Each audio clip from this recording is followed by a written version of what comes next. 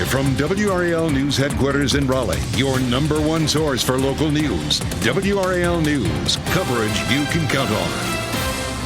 A woman described as bubbly, sweet, and funny gunned down outside her place of work. Right now, police are on the hunt for the shooter. And it's pretty chilly outside today. Temperatures will be climbing soon, but as temperatures go up, so will rain chances. I'm tracking the timing for the changes coming up. And moments ago, NC State leaders held a webinar to discuss developments about the health evaluation at Poe Hall. What we've learned during this meeting, several months in the making. Following a sad story out of Apex, where police are investigating the murder of a mother of two. It happened this morning in the parking lot of the Molly Maid at Beaver Creek Crossings. Good afternoon to you. I'm Jeff Hogan. And I'm Michelle McConaughey in for Renee Chu. Thanks for joining us. Sky 5 flew over the scene as employees and police officers gathered to investigate there. WRAL's Chelsea Donovan is on the scene as it remains active this afternoon. And the person behind the shooting is on the run, Chelsea. Yeah, so we now know a mother of two, a 30-year-old woman, was shot and killed in this parking lot here that you see behind me, still active with Apex Police as they're continuing to investigate this scene. Chief Jason Armstrong with Apex Police said the woman's ex-boyfriend came into the business and asked her several times to come out. After several asks, she did, and that's when authorities say she was shot several times in the parking lot and later died. Now, this is video of the scene this morning. Police say the shooting happened around 8:30. After police say that homicide occurred, they rushed the woman to the hospital, but she didn't make it. Police say the suspect got back in his car, fleeing the scene. They have no idea right now where he is at. Now, this business shut down for the day. You can see all of these employees huddling together, trying to process what just happened to their coworker as it all played out in front of them. We need people to wrap themselves around the family of the victim, the co-workers here at this business. And so we really need the community to come together and just be there to support one another through this tragedy. Now, Apex Police say they'll release information on that suspected shooter, hopefully asking the public for help for his whereabouts. Now, we know employees are describing this mother of two as a bubbly, fun, hard worker trying to just make ends meet with her family. She's worked at this location for about 3 years. Of course, the more information we'll get, we'll pass it on to you in our later newscasts. Just a terrible, terrible situation, Chelsea. Hopefully they find that man soon. We know you'll keep us updated. Chelsea Donovan live in Apex. Thanks, Chelsea. And you're looking live at a picture of US 264 in Nash County. As you can see there are several vehicles involved in a crash. Traffic is shut down. We don't know if there were any injuries or charges.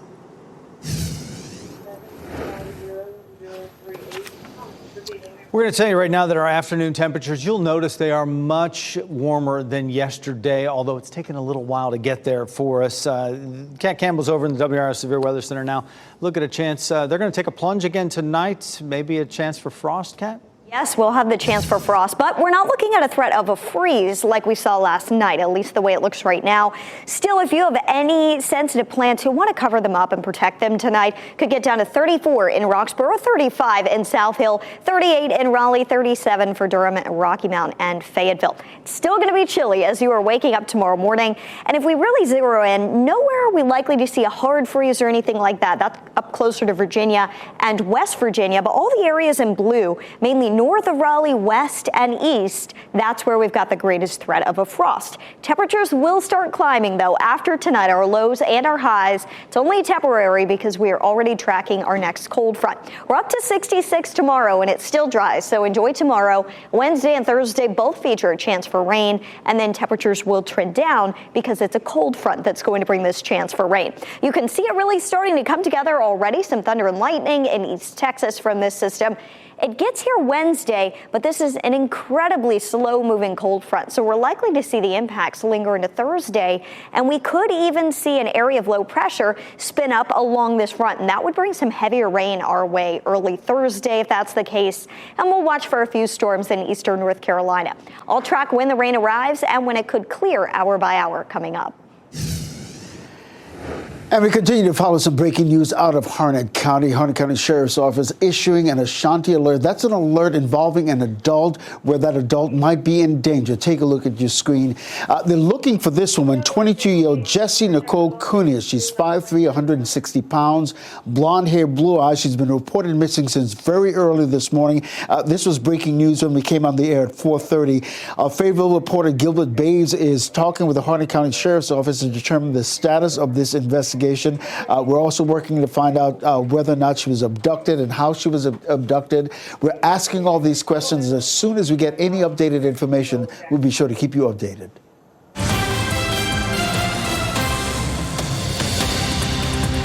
NC state leaders and health experts took questions about the PCB contamination inside Poe Hall.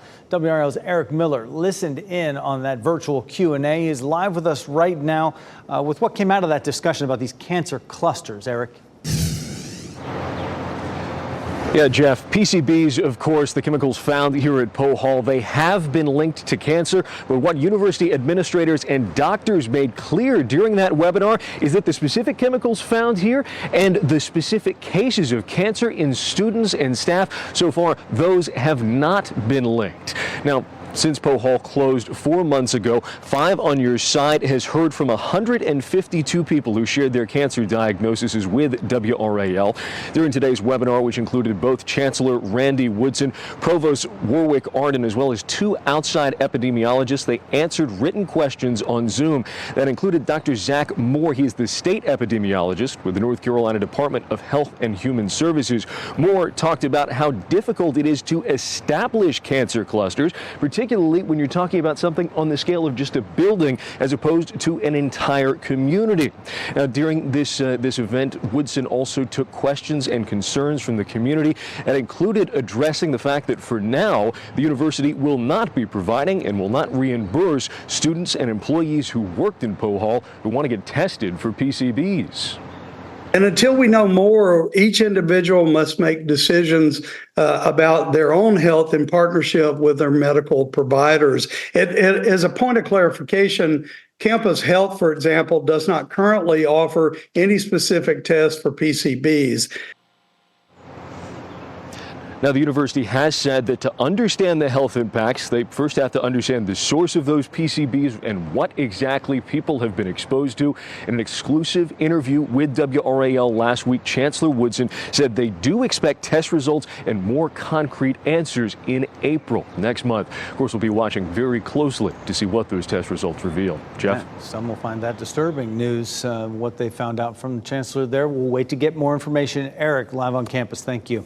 Also, today, UNC hospitals, UNC Health Rex, and UNC Health Chatham are ending some temporary age-based visitor restrictions. Visitors 11 years of age and younger will once again be allowed into those inpatient areas and waiting rooms. Visitors with respiratory symptoms will still be prohibited from those areas. The change is because there are just fewer people being admitted to the hospital for flu, RSV, and COVID. A man charged with 2 murders that were committed just 2 days apart will now make his first court appearance in Durham. 41-year-old Daryl Hart has been charged in the death of Laren Allen on February 8th on Denfield Street.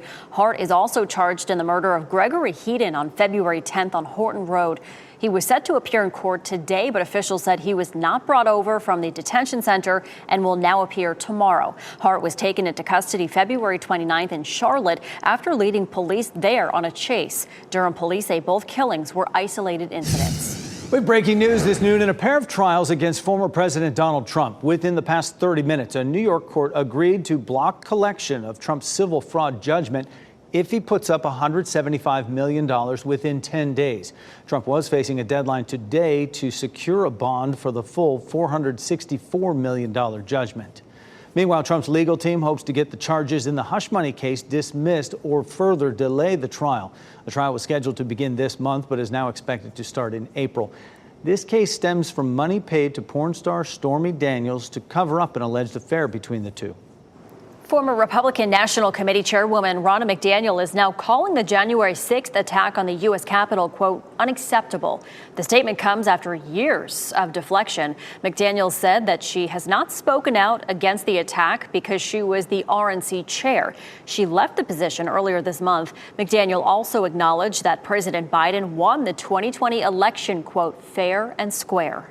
And President Biden and Vice President Kamala Harris will visit Raleigh tomorrow. They'll attend a private fundraiser in Raleigh where the lowest donation to attend is $3,300. Biden and Harris will also be delivering remarks during their visit. WRAL will provide coverage of that visit. Boeing's CEO and 2 other executives are leaving the company by the end of the year. Dave Calhoun made that announcement this morning. Boeing has been hit by more than 5 years of problems with its airplanes, including 2 fatal crashes of the 737 MAX in 2018 and 2019 that killed hundreds of people. Most recently, a door plug blew out of the side of an Alaska Airlines 737 MAX in January. The problems have led to several groundings for safety issues and more than $31 billion in losses. The $1.2 trillion spending bill Congress approved to avoid a government shutdown contained a controversial provision that the White House hopes to repeal. The funding bill effectively bans pride flags that show support for the LGBTQ+ community. A White House spokesperson says President Biden believes it was inappropriate to include this policy in the spending bill, and he will work with members of Congress to try and repeal it. Next at noon, reports of Israel blocking aid to Gaza, how the U.S. is responding to those deliveries being denied. Also, stormy weather from Montana to Maine, where some people are happy about the spring snow. Plus, Princess Kate's cancer diagnosis has come with an outpouring of support. At 12:30, we'll tell you what's next for the royal family. Keep watching WRAL News over the air Channel 34 and Spectrum Channel 1257.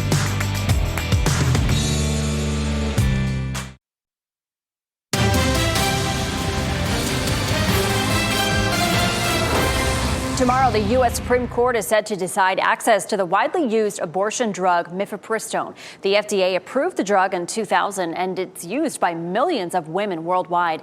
Pro-life advocates are seeking to limit access to the abortion pill, claiming it's unsafe, citing several studies. Abortion supporters say lifting restrictions could set a precedent on how drugs are approved and affect the abortion drug's availability.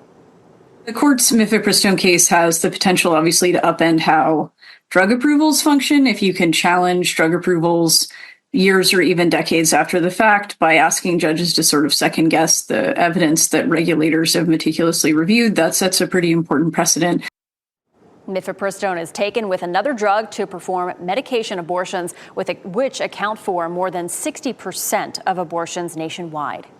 And senior doctors in South Korea are resigning in solidarity with medical students on strike. The medical students are on strike after the South Korean government expanded medical school admission caps.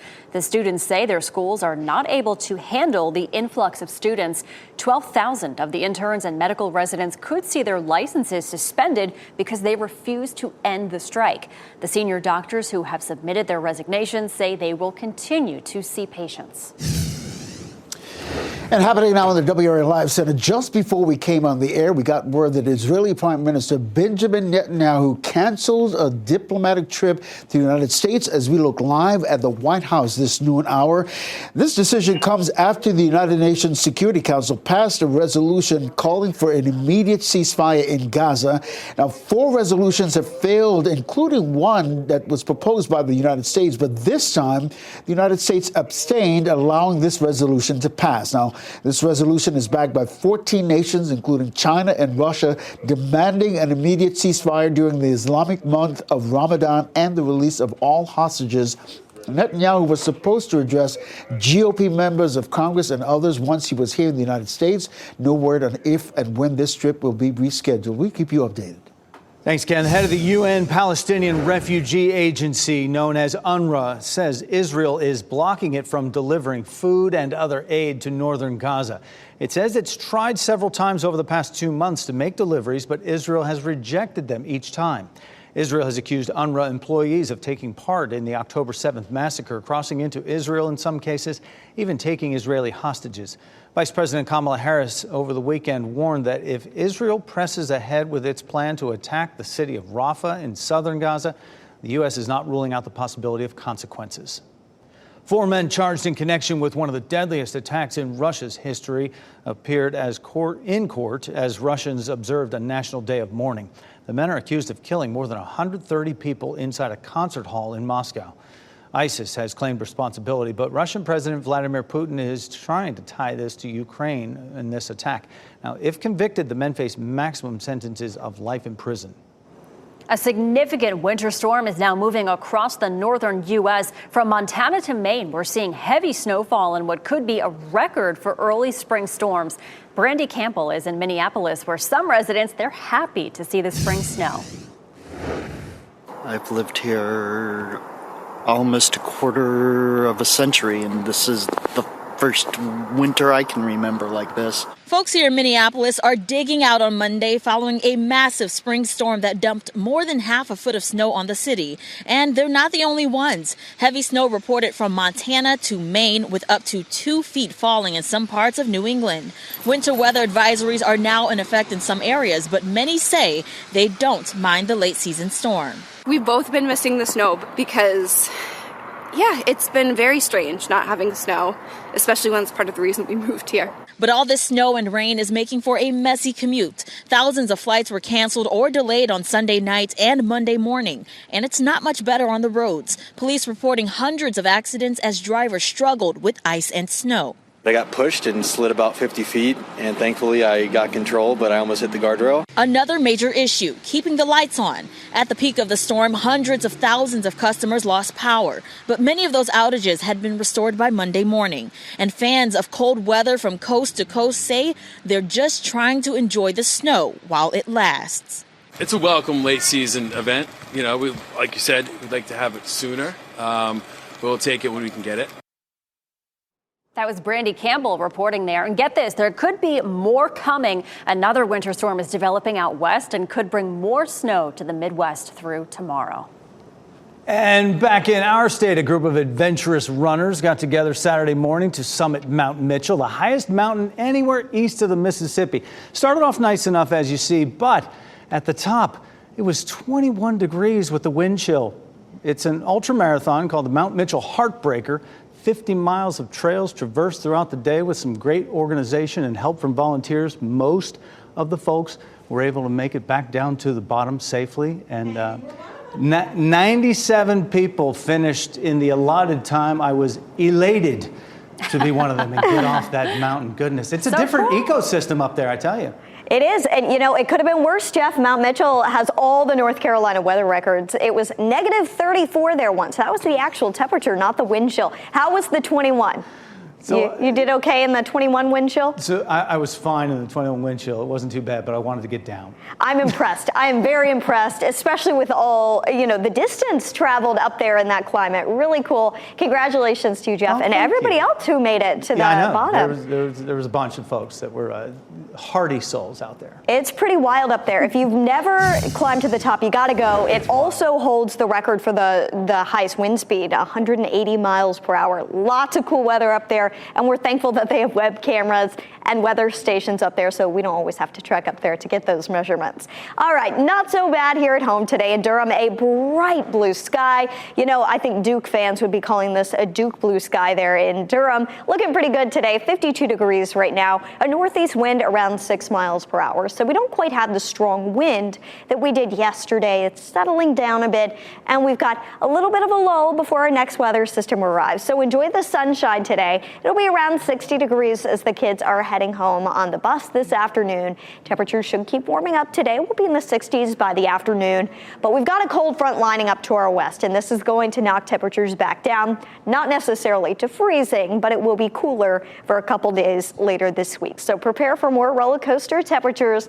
After all, it is still March, so we typically still see a lot of these ups and downs throughout the month of March. Throughout the day tomorrow, we are going to see more cloud cover move in. High temperatures should still reach the low to mid 60s, but we're going to keep an eye on background cloud cover because that may limit temperatures. So we'll address that at 4 o'clock when some of the new model data comes in. But the mountains are already going to be seeing some of the rain, and perhaps a rumble of thunder arrive tomorrow. It doesn't get here until early Wednesday. Wednesday morning, there will be a chance for some rain during the morning commute. The best chance would likely be in the western part of our area and toward the Triad. And then throughout the day, we could see multiple rounds of these scattered showers, perhaps an isolated rumble of thunder develop. And that's because this cold front, it just doesn't really move throughout the day Wednesday, and it has a tough time even moving out of here on Thursday. I'll say this, it doesn't look like it's going to be an all-day rain event for us on Wednesday or Thursday, but with this front hanging out nearby, a wind out of the east drawing in a lot of moisture, we'll see multiple rounds of these scattered showers develop, an isolated rumble of thunder, and you can see for the evening commute there will be some rain around on Wednesday as well. So keep an eye on the WRAL weather app. If you've got any outdoor plans, there is a high chance for rain, and it could be heavy Wednesday. Right now, we're under a low-end flooding risk. We could see some isolated flash flooding with this setup that we have in place. We're going to need to watch Thursday as well because we could see an area of low pressure spin up around the front, and that may really help to generate a lot of lift to generate more heavy rain. So Wednesday and Thursday, they're going to be the days to watch this week, and then our low temperatures dip back into the 40s. The good news is Easter weekend, it looks like we'll be warmer with high temperatures back in the mid-70s. Beautiful. Thanks, Kat. Rocky Mount police are finding success in their work to cut down on downtown crime. How their increased presence is helping. That's at 5:30. Plus, an e-bike started a house fire in Raleigh over the weekend. Why consumer experts say you should skip the motorized ride. That's at 6.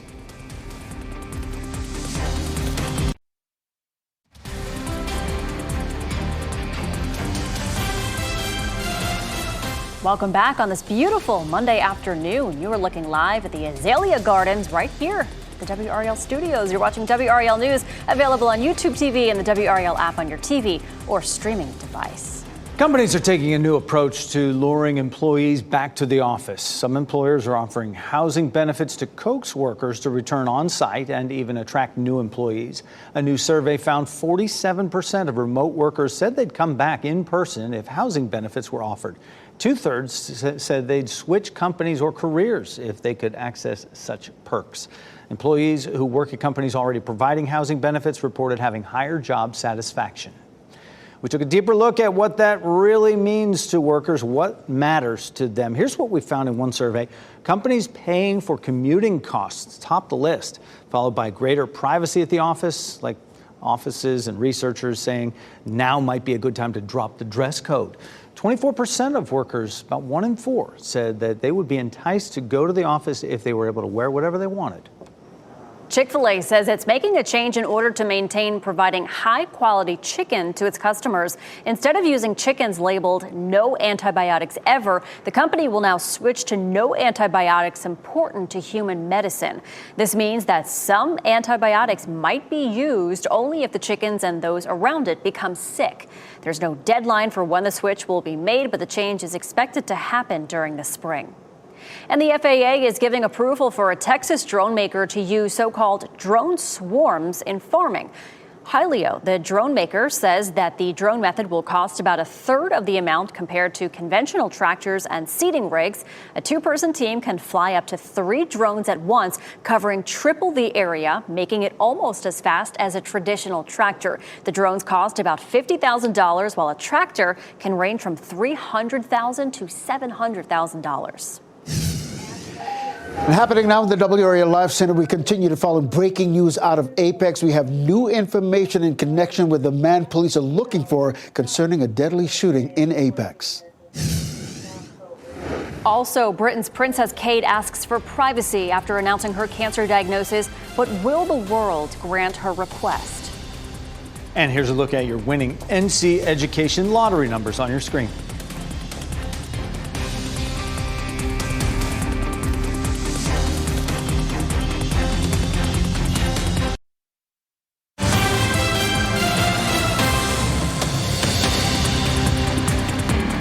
Welcome back. We continue to follow breaking news out of Apex this noon hour. We shared this with you. It's breaking news at the top of the broadcast. A shooting at Beaver Creek Commons outside the Molly May there. Take a look at your screen. This is new information just into our news. And police are looking for this man, 30-year-old Tevin Leach, in connection with that shooting that left a 30-year-old mother of two dead. On the right, you see his par, which he was registered to.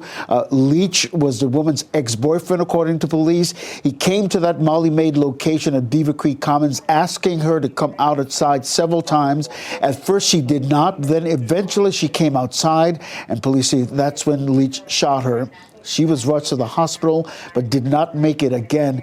This is video from Sky 5 that was over the scene shortly after this incident happened earlier this morning at Beaver Creek Commons, where that 30-year-old mother of two was shot. Again, police are looking for 30-year-old Tevin Leach. The mugshot that we're just showing you right now is from a 2023 arrest. According to police, he has a long history of violence, burglary, communicating threats, assault on a female. This all dates back to 2009. Our Chelsea Donovan is on the scene. She's asking questions, talking with witnesses. Look for new reporting on this story starting at 4 in WRAL.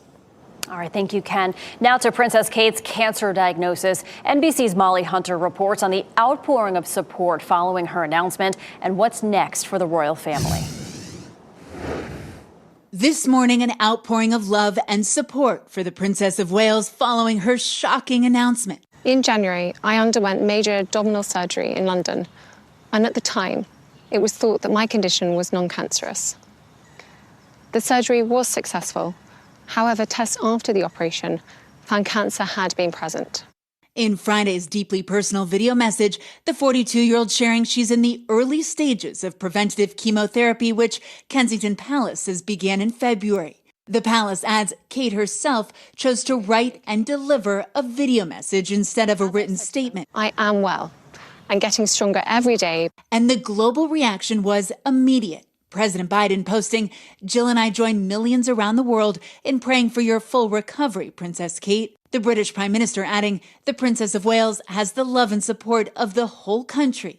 And Kate's brother, James Middleton, posting, "Over the years, we have climbed many mountains together. As a family, we will climb this one with you too." From California, Prince Harry and Meghan wishing Kate health and healing and have reached out to the Wales family privately. Having William by my side is a great source of comfort and reassurance too, as is the love, support and kindness that has been shown by so many of you. Immediately following the announcement, King Charles also going through cancer treatment, saying he is so proud of his daughter-in-law. I think for her and for the king, the outpouring of support for both of them and well wishes for both of them to recover quickly has been hugely heartening.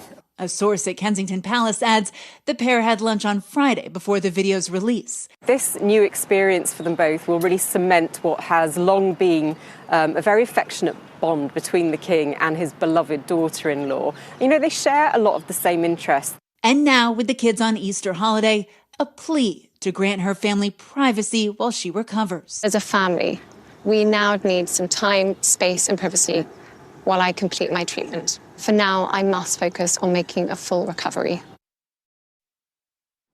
That was Molly Hunter reporting. The cancer is gone for now, but she still has 5 more years of tests and scans ahead. TEDx Shaw University debuted yesterday at Shaw, spotlighting the enduring significance of HBCUs in education. Shaw is the second HBCU to host TEDx speakers. Sunday's talk featured speakers like Nakia Carter, an HBCU intern and CBC UNC Diversity Fellow. Nakia and her fellow visionaries showcased their spirit and innovation while sharing forward-thinking ideas. I'm just really happy to be here as a student representing Shaw University. I think it's important that I am, highlighting what other students can do. The world is full of opportunity, and I think it's important at specific events like this to shine your light, because you don't know how many other people you can honestly inspire doing that. The debut represents a significant milestone for the university. It acknowledges how important it is to have different voices shaping the future while sharing ideas that promote positive change. Happening today, NC State's women's host Tennessee at Reynolds Coliseum with a spot in the Sweet 16. It's all on the line. NC State is a 3 seed in the region. They advanced to this round with a big win over Chattanooga in the opening round on Saturday. The 6 seed Tennessee got here with a win over Green Bay. Their coach is Kelly Harper, who coached the Wolfpack for 4 seasons, 2009 to 2013. Tip-off of today's second round match is 4 o'clock this afternoon. The winner will play Stanford in the Sweet 16 on Friday. And NC State will be looking to join Duke in the Sweet 16. The Blue Devils advanced on Sunday with a big upset win over Big Ten champion Ohio State on their home floor in Columbus. Duke won that one 75-63. They'll play either Syracuse or UConn in the Sweet 16 on Saturday. And the season is over for the UNC women. They fell to the tournament's top overall seed, South Carolina, 88-41. The Tar Heels finished the season with an impressive 20-13 record. Just ahead this noon, protecting musicians from artificial intelligence. The new law expected to go into effect this summer. And the number of people 50 years old and up getting a divorce is increasing drastically. Who it affects the most? We'd love to connect with you online. Just follow WRAL on Facebook to join the conversation.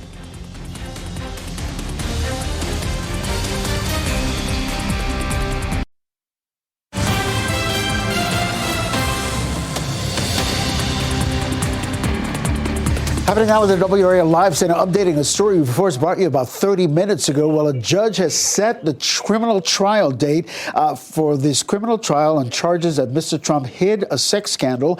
That trial date is set for April 15th. The judge suggested that Mr. Trump's attorneys were dragging their feet and scolded them for accusing Manhattan prosecutors of misconduct without any substantiating evidence to prove that. Again, that trial date is set for April 15th.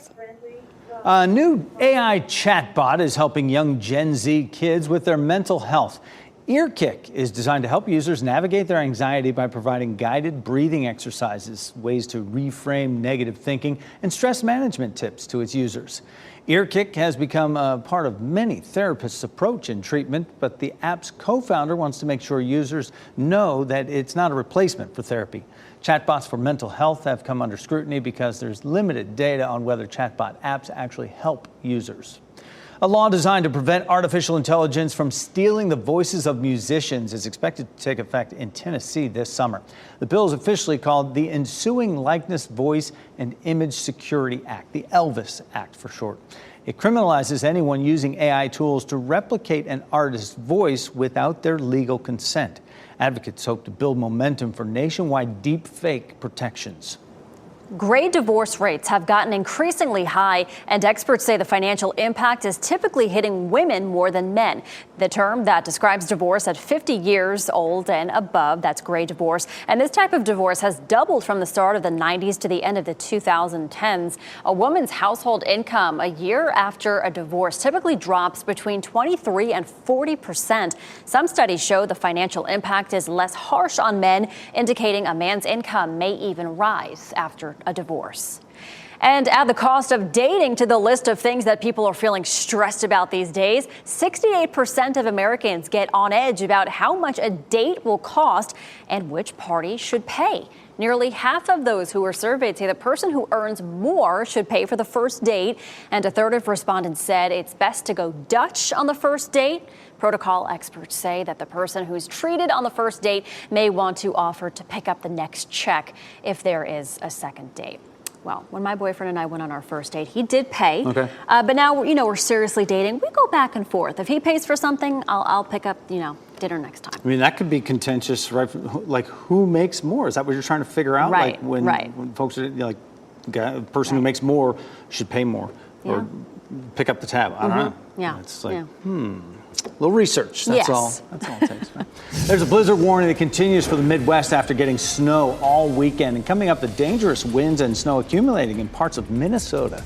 And what was formerly Twitter is struggling to keep people on the platform. What new reports say about the user base on Elon Musk's social media site X. Just ahead.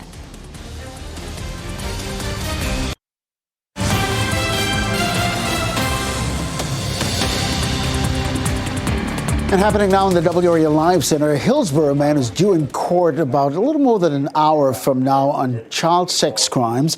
The Orange County Sheriff's Office says 23-year-old Lucas Atwater is charged with 26 counts of third-degree sexual exploitation of a minor and a felony probation.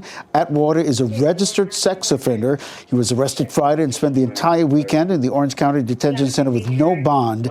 Deputies got a tip from the Internet Crimes Against Children's Task Force, which led them to Atwater.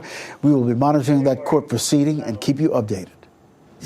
A strong storm brought blizzard conditions to the Midwest over the weekend. That storm brought heavy snow and gusty winds across several states. Wind gusts up to 50 miles per hour caused some power outages and tree damage. Parts of Minnesota are expected to see up to a foot of snow by tomorrow. Blizzard warnings have been issued for portions of the plains and upper Midwest. But we saw some people talking about that before. Some people are happy about this. Some people want the snow. They want to see it. They're not scared of it, even No. though we're past the official start of spring. Yeah. It's just where you live. You know, they live in the upper Midwest. Right. That happens. They're used to it. If that happened here today, No. how No, would we we would react? shut down. Not even. I can't even fathom it. But, you know, we woke up to temperatures near freezing this morning, so that puts it into perspective. We don't have it too bad here at home.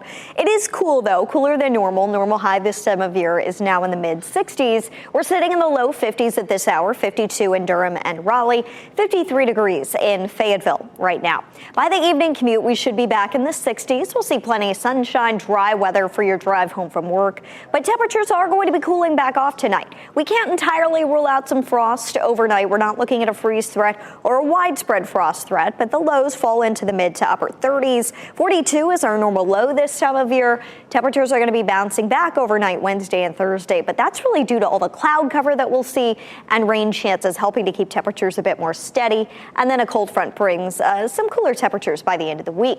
We try to warm up above normal by tomorrow and Wednesday, but we just get close to normal before our next shot of cooler than normal temperatures arrives for the end of the week. That's coming with a cold front that's going to bring us some soaking rain Wednesday and likely during the day Thursday as well. So we're not done with the cool temperatures just yet. Still some ups and downs, but there are signs of above normal temperatures across the southeast as we begin the month of April. The long range temperature outlook shows below normal temperatures likely out west and above normal for the southeast. So those of you who are ready for some more of those warmer temperatures that's on the horizon as we get into early April, above normal rainfall remains in the forecast. After all, it is still spring. April showers bring May flowers. Looking ahead, we've got quite a bit of rain in the forecast this week, likely over an inch Wednesday into Thursday. Thursday, we're going to be watching for some perhaps heavy rain in the morning hours especially. So stay with us as we keep an eye on the heaviest rain periods for the next couple of days. If you do need to get some yard work done, get it done Tuesday. Even Friday, you may struggle to get any yard work done just due to the fact that the grounds are still going to be so wet. Over the weekend, you should have some drier weather. If you have something blooming in your yard, some azaleas maybe, send us a photo on WRAL.com/weatherwatchers. I'm looking for some photos to share on our 4 o'clock news today. So please share those with us. We would love to see what is blooming at your house. Lows tonight are on the cool side. We're in the mid to upper 30s. We'll see more clouds moving in and a light wind should help to keep any widespread frost threat down. Tomorrow's highs are back in the mid 60s, perhaps upper 60s in our southern counties, but that's very dependent on cloud cover that we're going to see stream into the area tomorrow. Rain chances up to 70% Wednesday, 80% Wednesday night, and 90% on Thursday. Temperatures will be dipping a little bit. We're back in the upper 50s on Thursday.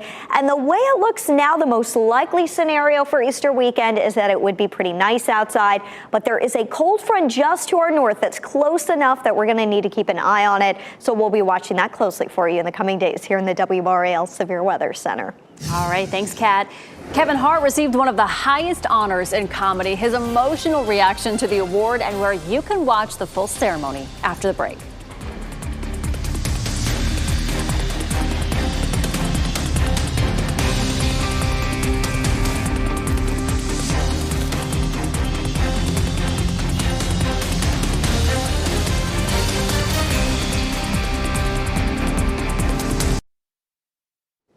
As we wrap things up, here's a look at a few of the headlines we're following today. Apex police are looking for this man who they say shot and killed a mother of 2. They say Tevin Leach shot the woman outside the Molly Maid at Beaver Creek Crossings.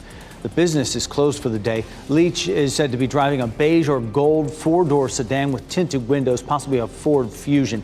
If you see him, call police. And officials are responding to a crash on US 264 in Nash County. You can see several vehicles involved, shutting down traffic. No word yet on any injuries or if anybody was charged. NC State leaders and health experts took questions about the PCB contamination inside Poe Hall. Dr. Zach Moore, an epidemiologist with the state health department, cited a recent study on cancer clusters. It shows that out of 560 cancer cluster investigations, only one identified a specific environmental cause. Chancellor Randy Woodson said for now the university will not reimburse students and staff who want to get tested for PCBs. And in an exclusive interview last week, Woodson told WRAL they're working to understand the source of the PCBs, and they expect test results by the end of next month. An emotional Kevin Hart received the Mark Twain Prize for American Humor during a ceremony at the Kennedy Center for the Performing Arts.